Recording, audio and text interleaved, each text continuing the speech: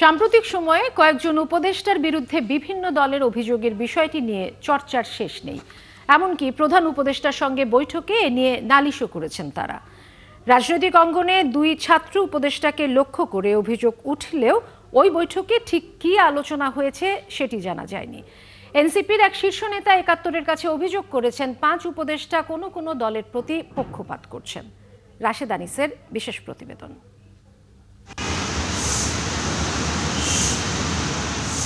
গত সপ্তাহের মাঝামাঝিতে প্রধান উপদেষ্টার সাথে যমুনায় বৈঠক করে বিএনপি, জামাত ও এনসিপির প্রতিনিধিরা। এনসিপির মুখ্য সমন্বয়ক নাসির উদ্দিন পাটোয়ারি 5 জন উপদেষ্টার পক্ষপাতমূলক আচরণের অভিযোগ করেন। একাত্তরকে তিনি বলেন 2 জন উপদেষ্টা বিএনপির হয়ে আর একজন জামাতের পক্ষে কাজ করছেন। উপদেষ্টাদের মধ্যে তো বিভিন্ন দলেরই উপদেষ্টা রয়েছেন, যেমন আসিফ নজরুল একটু গণ অধিকারের প্রতি বায়াসড, তারপরে ফজল স্যার রয়েছেন উনি একটু জামায়াতের প্রতি বায়াসড, তারপরে হলো সালেহ ভাই এবং ওয়াহিদ ভাই রয়েছেন একটু বিএনপির প্রতি বায়াসড, তারপরে আপনার আদিল ভাই রয়েছেন একটু জাসদের সেই পুরাতন প্রেম ওনাদের মধ্যে মাঝে মধ্যে জেগে উঠে। তো আমরা বলবো ওনারা সবাই ভদ্রজন, বাংলাদেশটা গঠন করার জন্য ওনারা সর্বোচ্চ প্রচেষ্টা চালিয়ে যাচ্ছে, ওনাদের প্রতি আমাদের শ্রদ্ধা। তো কিছু কিছু জায়গায় আবার এই পুরাতন প্রেমে একটু মজে উঠে। বিএনপির পক্ষ থেকে সেই বৈঠকে কয়েকজন উপদেষ্টার বিরুদ্ধে পক্ষপাতিত্বের অভিযোগ তোলা হয়। বিশেষ করে প্রশাসনে পদায়ন ও রদবদলে উপদেষ্টা কমিটি এবং একজন সচিবের কথা বলেছে তারা। দলটির মতে এই গ্রুপ জামাতে ইসলামীর পক্ষে কাজ করছে। বৈঠকের পর দলটির নেতাদের বক্তব্যেও সেই ইঙ্গিত মেলে। সরকারকে সম্পূর্ণভাবে নিরপেক্ষতা বজায় রাখার জন্য সরকারের মধ্যে যদি কোনো দলীয় লোক থেকে থাকেন তাকে অপসারণ করার জন্য আমরা দাবি জানিয়েছি। তবে জামাতের পক্ষ থেকে বিতর্কিত উপদেষ্টাদের নাম প্রকাশ করা হয়নি। অভিযোগ করা হয়েছে কিছু উপদেষ্টা একটি বিশেষ দলের পক্ষে কাজ করছেন। আমরা সরকারের যারা উপদেষ্টা আছে তাদের ব্যাপারে বলেছি, সকলের ব্যাপারে নয়, আপনার প্রতি আমাদের আস্থা আছে, কিন্তু আপনার কিছু লোক আপনার পাশে আপনাকে বিভ্রান্ত করে এবং ওরা কোনো একটা দলের পক্ষে কাজ করে, আমরা মনে করি তাদের ব্যাপারে আপনাকে হুঁশিয়ার থাকা দরকার, সচেতন থাকা দরকার। প্রধান উপদেষ্টার সাথে বৈঠকের আগে বিভিন্ন সময় ছাত্র উপদেষ্টাদের নিয়ে সমালোচনা করলেও এ নিয়ে প্রধান উপদেষ্টাকে বিএনপি ও জামাত কিছু বলেছে কিনা এখনো স্পষ্ট নয়। রাশেদ আনিস, একাত্তর, ঢাকা। দর্শক, রাজধানীর বনানীতে হোটেল সারিনায় বাংলাদেশে সফররত কমনওয়েলথের প্রতিনিধি দলের সাথে বৈঠক শেষে গণমাধ্যমের সাথে কথা বলছেন বিএনপির স্থায়ী কমিটির সদস্য আমির খসরু মাহমুদ চৌধুরী। আমরা সরাসরি চলে যাচ্ছি সেখানে। সিদ্ধান্ত হবে সবগুলো নির্বাচন কমিশনের আওতার মধ্যে থাকতে হবে, তাদের মতামতের পরিপ্রেক্ষিত হবে, তাদের সিদ্ধান্তের পরিপ্রেক্ষিত হবে। এটা তো পরিষ্কার, এটা তো আমরা তত্ত্বাবধায়ক সরকারের কথা বলি নাই, তত্ত্বাবধায়ক সরকারের আদলের কথা বলা হচ্ছে এখানে। যে তত্ত্বাবধায়ক সরকার কি জন্য হয়েছিল এটা তো বুঝতে হবে। তত্ত্বাবধায়ক সরকার হয়েছিল, এখানে ট্রাস্ট ডেফিসিট ছিল, বিশ্বাসে আস্থার সংকট ছিল। যদি আজকে আস্থার সংকট সম্বন্ধে অনেকগুলো দল, খালি বিএনপি তো না, আস্থার সংকট সম্বন্ধে কিছু কিছু সরকারের অভ্যন্তরে কিছু কার্যক্রম, কিছু ব্যক্তির ব্যাপারে আস্থার সংকট সৃষ্টি হয়েছে, এটা বিএনপির একা নয়, এটা বিভিন্ন দল থেকে বলা হয়েছে। যেখানে আস্থার সংকট হবে সেখানে নির্বাচন তো প্রশ্নবিদ্ধ হবে। এই কারণে বলা হচ্ছে কেয়ারটেকার গভর্নমেন্টের আদলে, কেয়ারটেকার গভর্নমেন্টে বলা আছে কিভাবে নির্বাচনটা কন্ডাক্ট করবে, অর্থাৎ তারা ডে টু ডে কাজগুলো করবে। নির্বাচন কমিশনের অনুমতি ব্যতীত নির্বাচন সংশ্লিষ্ট কোনো কার্যক্রম করা যাবে না। এখানে বিশ্বাসযোগ্যতা, স্বচ্ছতার প্রশ্নগুলো উঠে আসছে। তো এই কারণে বলা হচ্ছে কেয়ারটেকার সরকারের আদলে সরকার পরিচালিত না হলে যে আস্থার সংকট সৃষ্টি হচ্ছে বিভিন্ন দল থেকে বলা হচ্ছে, সেটা আরও আগামী দিনে আরও খারাপের দিকে যেতে পারে। এই জন্য কেয়ারটেকার সরকারের আদলে আগামী নির্বাচন পর্যন্ত দেশ পরিচালনা করতে হবে। দর্শক, গণমাধ্যমের সাথে কথা বলছিলেন বিএনপির স্থায়ী কমিটির সদস্য আমির খসরু মাহমুদ চৌধুরী। আপনারা সরাসরি দেখছিলেন। এনসিপিকে প্রতীক ঠিক করে দেওয়ার সিদ্ধান্ত নিয়েছে নির্বাচন কমিশন। সোমবার ইসি সচিব জানান, এ নিয়ে শিগগিরই গণবিজ্ঞপ্তি জারি করা হবে। এদিন ত্রয়োদশ জাতীয় সংসদ নির্বাচনের জন্য ভোট কেন্দ্রের চূড়ান্ত তালিকা প্রকাশ করেছে কমিশন। সারা দেশে মোট কেন্দ্রের সংখ্যা ৪২,৭৬১টি। আরও জানাচ্ছেন ফরহাদ ইবনে মালিক। ত্রয়োদশ জাতীয় সংসদ নির্বাচন সামনে রেখে ব্যস্ত সময় পার করছে কমিশন। এরই মধ্যে সারা দেশে মোট ভোট কেন্দ্র ২০ অক্টোবরের মধ্যে প্রকাশ করার কথা থাকলেও কমিশন তা প্রকাশ করেছে ২৭ অক্টোবর। দুপুরে এক সংবাদ সম্মেলনে ইসির সিনিয়র সচিব আক্তার আহমদ জানান, সারা দেশে ১২,৬৩,০০,০০০ ভোটারের জন্য চূড়ান্ত ভোট কেন্দ্রের সংখ্যা ৪২,৭৬১টি। আগের নির্বাচনের চেয়ে যা ৬১১টি বেশি। ৬৪টা জেলার ৩০০ কনস্টিটিউয়েন্সির ভোট কেন্দ্রের সংখ্যা ৪২,৭৬১। এটা হচ্ছে কেন্দ্রের সংখ্যা। আর কক্ষের সংখ্যা হচ্ছে পুরুষদের জন্য ১,১৫,১৩৭, ১,১৫,১৩৭, আর মহিলাদের জন্য ১,২৯,৬০২। এদিকে নির্ধারিত তালিকা থেকে প্রতীক নিয়ে এনসিপির সিদ্ধান্ত জানানোর সময় শেষ হয় গত ১৯ অক্টোবর। এখনও শাপলার দাবিতে অনড় তরুণদের দলটি। ইসি সচিব জানিয়েছেন, তারাই এখন এনসিপির জন্য প্রতীক বরাদ্দ করবে। নির্বাচন কমিশনের অবস্থান যা বলা হয়েছে, এখান থেকে এখনো পর্যন্ত আমার কাছে বিকল্প কোনো প্রস্তাব দেওয়ার বা কথা বলার কোনো তথ্য আমার কাছে নেই। কাজে নির্বাচন কমিশন যেটা বলেছে যে তারা স্ববিবেচনায় নিজস্ব একটা প্রতীক বরাদ্দ করে দেবে, সেটাই হচ্ছে এখনকার পর্যন্ত অবস্থান। নতুন দল নিবন্ধন ও বিদেশি পর্যবেক্ষক নিয়োগ সংক্রান্ত বিষয়ে এ সপ্তাহেই অগ্রগতির আশা কমিশনের। পুনর্গঠনের দাবি করছে, এ ব্যাপারে আমার কোনো মন্তব্য নেই। আর কমিশনের সামনে ককটেল ফোটানো ও কমিশন পুনর্গঠনের বিষয়ে কোনো তথ্য তার কাছে নেই বলেও জানান আক্তার আহমেদ। ককটেল ফুটানোর ব্যাপারটা যেটা হচ্ছে, এটা নিঃসন্দেহে অনাকাঙ্ক্ষিত এবং পুলিশ এটার দায়িত্ব নিয়েছে। ফরহাদ ইবনে মালিক, ৭১, ঢাকা। জাতীয় নাগরিক পার্টি এনসিপিকে অন্য প্রতীক বরাদ্দে ইসির আচরণ স্বৈরতন্ত্রের বহিঃপ্রকাশ বলে অভিযোগ করেছেন দলের সদস্য সামান্তা শারমিন। স্বৈর আচরণ নিয়ে এই কমিশন কিভাবে সুষ্ঠু ও গ্রহণযোগ্য নির্বাচন করবে তা নিয়ে সন্দেহ পোষণ করেন তিনি। প্রতীক নিয়ে ইসির সিদ্ধান্তের পর ৭১কে দেওয়া প্রতিক্রিয়ায় একথা বলেন তিনি। হিসেবে শাপলা অন্তর্ভুক্ত না করার যে লিস্টটা আমরা দেখতে পাচ্ছি, এই লিস্টে উপনীত হওয়ার কি কি কারণ আছে ইসিকে তা ব্যাখ্যা করতে হবে এবং এই প্রতীকগুলো নির্বাচন করার ক্ষেত্রে তারা কোন মেথড ফলো করেছেন, কিভাবে তারা এই সিদ্ধান্ত উপনীত হলেন যে জাতীয় সংসদ নির্বাচনে এই প্রতীকগুলো নিয়ে একটি রাজনৈতিক দল লড়াই করতে পারে, এই প্রতীকগুলো কিভাবে তারা কোন মেথডে এই সিদ্ধান্তে এসছেন, এই ব্যাখ্যাগুলো ইসিকে দিতে হবে।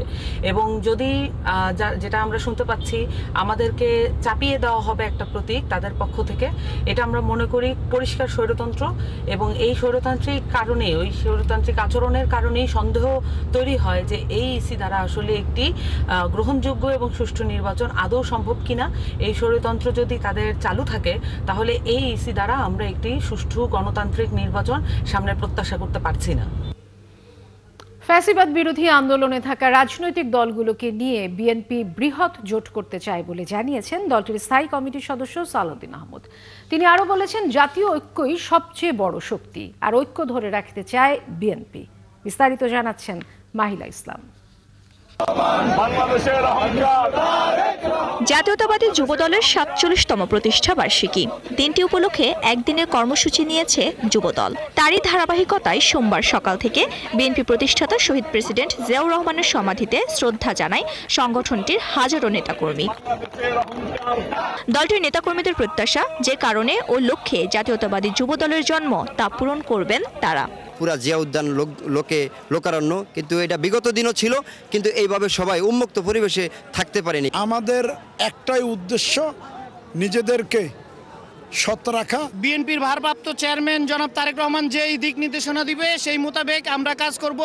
আগামী দিনে যেন তারা যেন কোনো অনৈতিক কাজের সাথে সম্পৃক্ত না হয় এবং খারাপ কাজের সাথে লিপ্ত যেন না হয়। এই সময় নেতাকর্মীদের সাথে জিয়ার মাজারে ফুলেল শ্রদ্ধা জানান বিএনপির স্থায়ী কমিটির সদস্য সালাউদ্দিন আহমদ। তিনি বলেন, ফ্যাসিবাদ বিরোধী আন্দোলনে থাকা সব দলগুলো নিয়েই সামনের দিকে এগিয়ে যাবে বিএনপি। যাদের সাথে আমরা যুগপৎ আন্দোলন করেছি এবং অন্যান্য একটা বৃহৎ জোটের জন্য আমরা চিন্তা করছি, সবাইকে নিয়ে ঐক্যবদ্ধভাবে যাতে আমরা আগামীতে এই নির্বাচনে বৈতরণী পার হতে পারি। নির্বাচন সামনে রেখে দল ও নিজেদের মধ্যে ঐক্য ধরে রাখার বার্তাও দেন তিনি।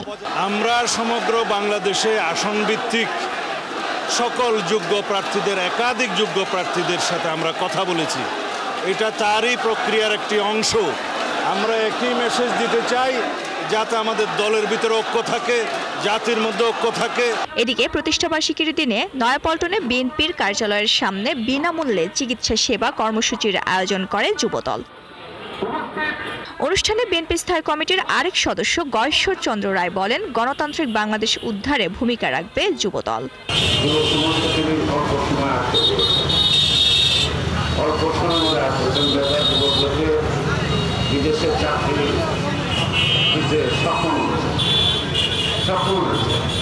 আগামীতে দলটি দৃশ্যমান নেতৃত্ব তৈরি করবে বলেও আশা প্রকাশ করেন বিএনপির এই নেতা। মাহিলা ইসলাম, ৭১, ঢাকা। পার্বত্য চট্টগ্রামে পাহাড়ি ও বাঙালিদের বিভাজন দূর করতে নতুন জোটের আত্মপ্রকাশ হয়েছে। রাজধানীর জাতীয় প্রেস ক্লাবে এক অনুষ্ঠানে সিএইচটি সম্প্রীতি জোট নামের সংগঠনটি যাত্রা শুরু হলো। পার্বত্য অঞ্চলের বাঙালি অবাঙালিদের বিভেদ মুক্ত করে শান্তি প্রতিষ্ঠায় সংগঠনটি কাজ করবে বলে জানায় নেতৃবৃন্দ। বিস্তারিত জানাচ্ছেন সাজিদ সরকার। পার্বত্য অঞ্চলে বাঙালি এবং পাহাড়িদের মাঝে সহিংসতার ঘটনা ঘটছে দীর্ঘদিন ধরে। এতে ওই অঞ্চলের মানুষের স্বাভাবিক জীবনমানও ব্যাহত হয়। শুধু তাই নয়, এই ৩ জেলায় পর্যটন শিল্পে বড় ধরনের ধস নামে, বন্ধ হয়ে যায় পর্যটকদের পদচারণা। এই প্রেক্ষাপটে পার্বত্য জেলাগুলোর শান্তি বজায় রাখতে আত্মপ্রকাশ হলো সিএইচটি সম্প্রীতি জোটের। সোমবার জাতীয় প্রেস ক্লাবে এক অনুষ্ঠানে ১৯ সদস্যের কেন্দ্রীয় কমিটির ঘোষণা করা হয়, যে কমিটিতে বাঙালি ও পাহাড়িদের মিলন ঘটেছে। যারা ইতিমধ্যে মিডিয়ার সামনে এসেছে, অর্থাৎ লাইমলাইটে আছে, যারা তাদের পরিবার পরিজনকে বিসর্জন দিয়ে এই দেশ মাতৃকার টানে পার্বত্য চট্টগ্রামের অখণ্ডতা রক্ষার স্বার্থে যারা সামনে এসেছে, আমরা শুধুমাত্র তাদেরকে রিপ্রেজেন্ট করছি। জাতিগত বিভাজন ও অবিশ্বাস দীর্ঘকাল ধরে রাজনৈতিক স্বার্থে একে অপরের প্রতি অবিশ্বাস সৃষ্টি করা হয়েছে। পাহাড়ে আমরা বনাম তারা মানসিকতা সম্প্রীতির পথে প্রধান বাধা। বিদেশি ষড়যন্ত্রের কারণে পাহাড়ে বিভাজন তৈরি হচ্ছে উল্লেখ করে স্টুডেন্ট ফর সভরেন্টির সভাপতি জিয়াউল হক সবাইকে বাংলাদেশি হওয়ার আহ্বান জানান। সাম্রাজ্যবাদীদের ষড়যন্ত্র, এই ষড়যন্ত্রের কবলে বলে বাঙালি এবং অবাঙালিদের মধ্যে আস্থার সংকট তৈরি হচ্ছে, পার্বত্য চট্টগ্রামে বিচ্ছিন্নতাবাদ তৈরি হচ্ছে, নানান সমস্যা তৈরি হচ্ছে এবং পার্শ্ববর্তী রাষ্ট্র থেকে সশস্ত্র সংগ্রামের পার্বত্য চট্টগ্রামকে আলাদা করার হুমকি দেওয়া হচ্ছে। এর ফলে কি হচ্ছে? পার্বত্য চট্টগ্রামকে চাইলেই কি ভারত আলাদা করতে পারবে? এত সহজ নাকি? দীর্ঘদিন ধরে ৩ পার্বত্য অঞ্চল ঘিরে শান্তির বার্তা নিয়ে কাজের গবেষক মেহেদী হাসান বলেন, সম্প্রীতি জোটের মাধ্যমে সকল সম্প্রদায়ের মানুষের কাছে যেতে হবে। সেই একই ভাবনাটা আমাদের ভাবতে হবে চিটাগাং হিল ট্র্যাক্সের লোকদের, ভাবতে হবে কক্সবাজারের লোকদের, ভাবতে হবে Rakhine, seven sister, Chin state সহ সারা বাংলাদেশের লোকদেরকে। আমরা পার্বত্য চট্টগ্রামকে একটা বিচ্ছিন্ন, বাংলাদেশ থেকে একটা বিচ্ছিন্ন হিসেবে ভাবি। সব কিছুই পার্বত্য চট্টগ্রাম। পার্বত্য চট্টগ্রাম বলে আসলে কোনো আইডেন্টিটি ব্রিটিশ 1860 সালের আগে ছিল না। দেশের সার্বভৌমত্ব, স্বাধীনতা ও পার্বত্য চট্টগ্রাম সহ সারা দেশে সম্প্রীতি রক্ষায় এগিয়ে আসার আহ্বানও জানান বক্তারা। বাংলাদেশের অভ্যন্তরে এই সিএসটিতে সাজিদ সরকার, ৭১, ঢাকা। মাসের পর মাস একটু একটু সরে এসে খুলে পড়ে মেট্রো পিলারের বিয়ারিং প্যাড। এটি নকশার ত্রুটি নাকি অব্যবস্থাপনা তা নিয়ে দ্বিমত আছে বিশেষজ্ঞদের। সামনে আরও বিপদের আশঙ্কা করছেন তারা, তাই অভিজ্ঞ আন্তর্জাতিক সংস্থা দিয়ে একটি পূর্ণাঙ্গ নিরাপত্তা নিরীক্ষা দরকার। বিস্তারিত জানাচ্ছেন নাদিয়া শারমিন। ৪৩০ থেকে ৪৩৩ মাঝে পার্থক্য দুটি পিলারের, আর সময়ের পার্থক্য মাত্র ১ বছর ১ মাস। এরই মাঝে পিলার দুটি থেকে ২ দফা ছিটকে পড়ল মেট্রো রেলের বিয়ারিং প্যাড। গত বছর হতাহতের ঘটনা না ঘটলেও এবার প্রাণ হারালেন একজন আহত হলেন আরও 2 জন। 11টা প্যাডের ওজন কিন্তু প্রায় 50 কেজি। এটা যদি পথচারীর মাথায় পড়ে তাহলে আমি মনে করি একটা বড় দুর্ঘটনা হতে পারে। পাশাপাশি দেখেন, 1 বছর আগে যে শঙ্কার কথা আমি ব্যক্তিগতভাবে বলেছিলাম, গতকাল কিন্তু আমি মনে করি দুঃখজনকভাবে সেই ঘটনাটা কিন্তু ঘটে গেল।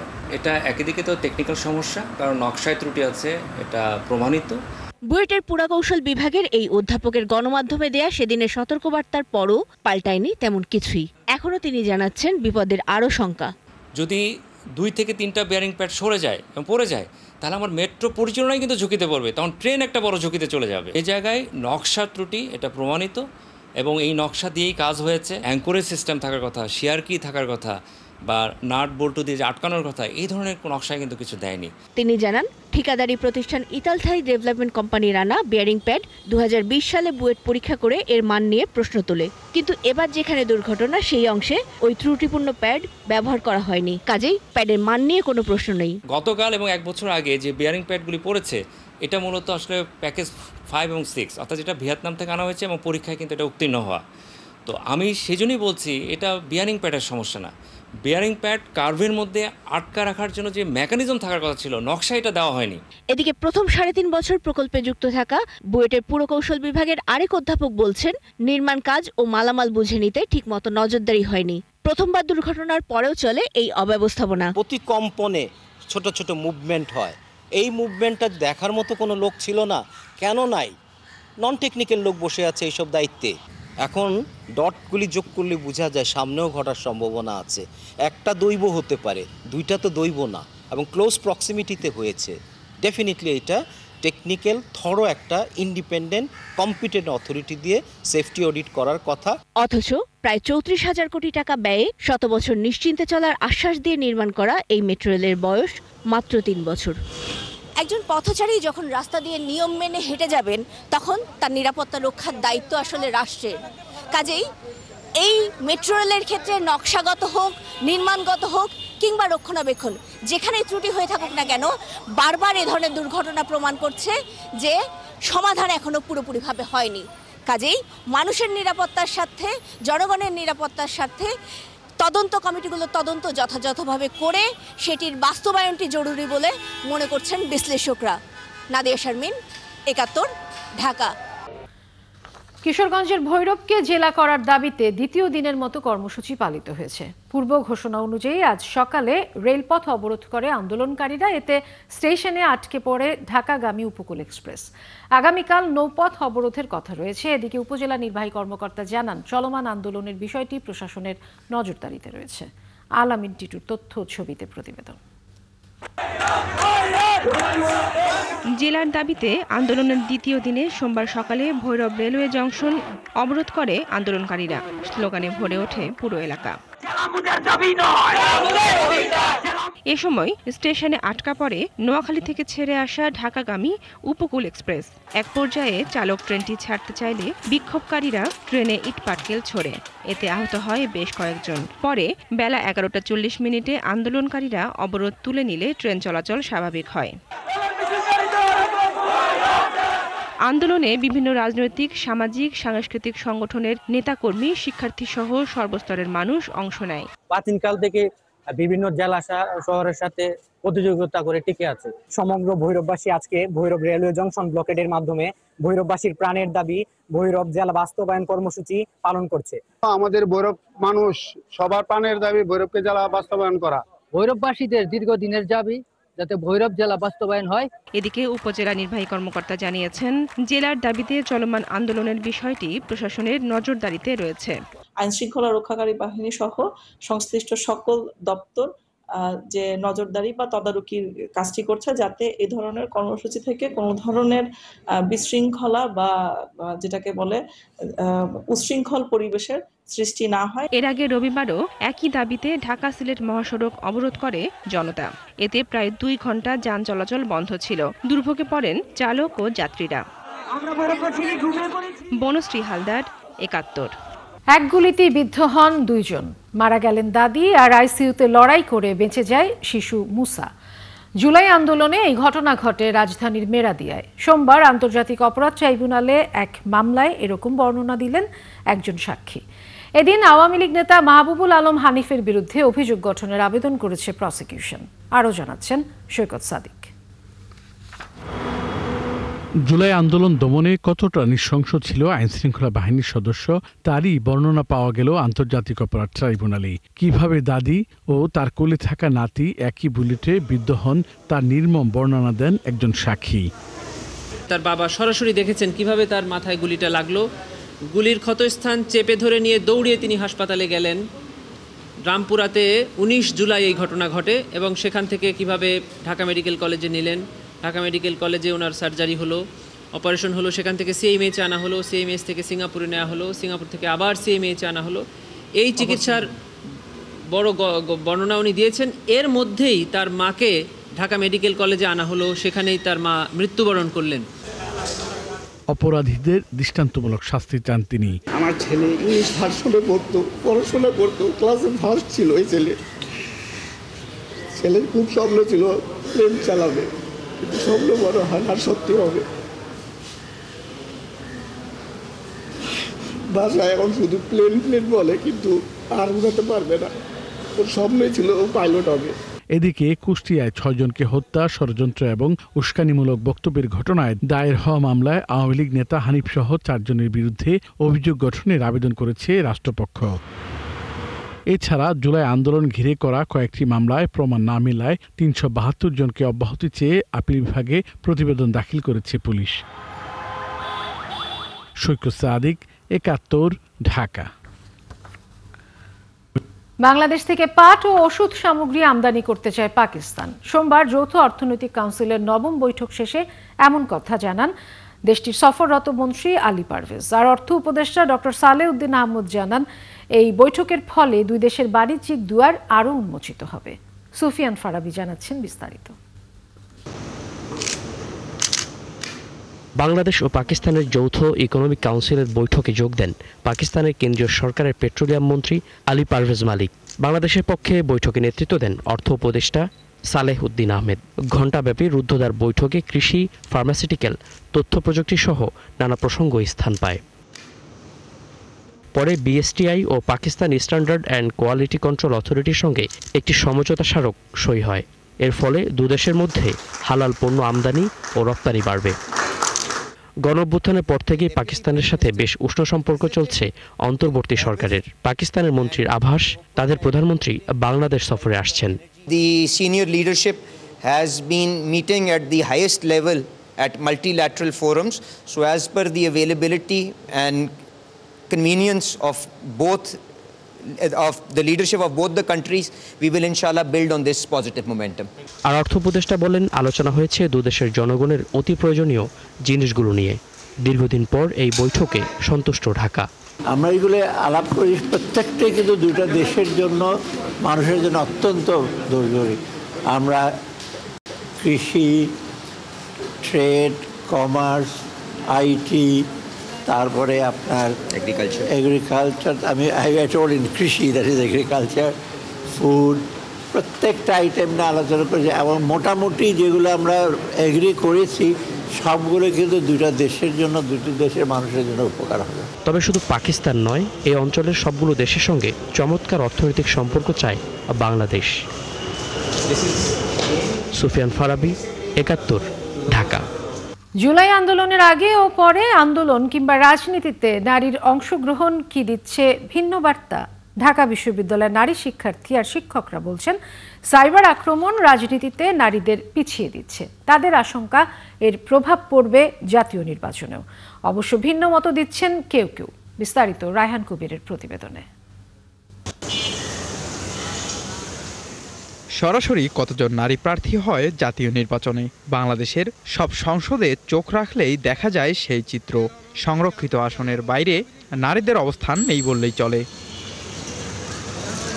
জুলাই আন্দোলনের সূতিকাগার ঢাকা বিশ্ববিদ্যালয়ের অনেকেই বলছেন যে আদর্শে আন্দোলন হয়েছে, এখন তার বিপরীত চিত্র চলছে। এখনও রাজনীতিতে নারীকে দেখা হয় বাঁকা চোখে। সাইবার স্পেসে আগের তুলনায় নারীদেরকে অনেক বেশি অ্যাটাক করা হচ্ছে। আমার মনে হয় যে আমাদের জাতীয় নির্বাচনে এই যে নারী নেতৃত্ব আসছে না, এটা একটা বড় ফ্যাক্টর আমি মনে করি। একই আসনে যদি নারী এবং পুরুষ দুজন প্রার্থী থাকে তাহলে পুরুষদেরকে বেশি প্রায়োরিটি দেওয়া হয়। অনেক পলিটিক্যাল পার্টি রয়েছে যারা মানে তাদের নারী প্রতিনিধিদেরকে তাদের সামনের যে আসনগুলোতে ওগুলোতে আসতে দিতে স্বাচ্ছন্দ্য বোধ করে না বা আনে না। এটা একটা কারণ হতে পারে। এত বাধা পেরিয়ে যারা সামনে এসেছেন তারাও দিতে পারলেন না কোনো সুখবর। তারা মনে করছেন বড় বাধার নাম সাইবার আক্রমণ। বাংলাদেশের প্রেক্ষাপটটাই এমন যেখানে নারীদেরকে সবসময় মনে করা হয় যে নারীরা এটা পারবে না, নারীরা ওটা পারবে না। আমাদের যে বর্তমান অবস্থান এটা কিন্তু মোটেই নারী বান্ধব নয়। আমাদের যে রাজনৈতিক দলগুলো সেগুলো মোটেই নারী বান্ধব নয়। আরপিওর মাধ্যমে 2030 সালের মধ্যে দলগুলোর 33% সিট নারী প্রতিনিধিদেরকে দেওয়ার একটা বিধান করা হয়েছিল। সেই জায়গায় আমরা দেখতে পাচ্ছি যে এখনো পর্যন্ত ওই আরপিওর বিধানটা তো একে তো মানা হয়নি, তার উপর দিয়ে 33% করার যে সময়সীমা সেটা 2030 সাল থেকে 2043 সাল করে দেওয়া হয়েছে। অবশ্য ভিন্ন মত দেন কেউ কেউ। গণ অভ্যুত্থানটা দেখে এসেছি, সেখানে নারীরা ফ্রন্টলাইনে ছিল। তখন যদি নারীর ডাকে আপনি রাজপথে নেমে আসতে পারেন, অবশ্যই আপনি বুঝে গিয়েছেন বা আমরা জাতি বুঝে গিয়েছে যে নারীরা আসলে নেতৃত্বের জায়গাটাতেও অনেক ভালো পারফর্ম করবে এবং নেতৃত্বের জায়গা থেকে দেশকে এগিয়ে নিয়ে যেতে পারবে। সেই দিক থেকে আমি মনে করি যে সামনের ইলেকশনে নারীদের ক্যান্ডিডেসি আরও বাড়বে। তবে সবাই মনে করেন পুরুষতান্ত্রিকতা ও সমাজের নেতিবাচক মানসিকতা না কমলে রাজনীতিতে নারীর অংশগ্রহণ বাড়বে না। রায়হান কবির, ৭১, ঢাকা। যুক্তরাষ্ট্রে লোকবল ঘাটতিতে ৮,০০০-এরও বেশি ফ্লাইট বিলম্বিত হয়েছে। আকাশপথে ভ্রমণের এই সংকটের নেপথ্যে রয়েছে চলমান শাটডাউনে বেতনহীন এয়ার ট্রাফিক কন্ট্রোলারদের অনুপস্থিতি। ফ্লাইট ট্র্যাকিং ওয়েবসাইট ফ্লাইট আওয়ারের তথ্য অনুযায়ী স্থানীয় সময় রোববার রাত ১১টা পর্যন্ত ৮,০০০-এরও বেশি ফ্লাইট বিলম্বিত হয়েছে। আগের দিন এই সংখ্যা ছিল ৫,৩০০-র মতো। অক্টোবরের ১ তারিখ থেকে শুরু হওয়া শাটডাউনে এই হার বেড়েই চলেছে। মার্কিন পরিবহন মন্ত্রী শন ডাফি জানান, শনিবার ২২টি স্থানে সরকারি বিমান চলাচল প্রশাসনের জনবলে ঘাটতি দেখা দিয়েছে। সামনের দিনে বিলম্বের সংখ্যা বৃদ্ধি ও ফ্লাইট বাতিলের সম্ভাবনা রয়েছে বলেও সতর্ক করেন তিনি। বেতন ছাড়া এখনও প্রায় ১৩,০০০ এয়ার ট্রাফিক কন্ট্রোলার এবং ৫০,০০০ পরিবহন নিরাপত্তা প্রশাসনিক কর্মকর্তা দায়িত্ব চালিয়ে যেতে বাধ্য হচ্ছে। প্রশাসন সতর্ক করেছে যে মঙ্গলবার থেকে যখন নিয়ন্ত্রণ কর্মীরা প্রথম পুরো বেতন হারাবেন তখন ফ্লাইট বিঘ্ন আরও বাড়বে।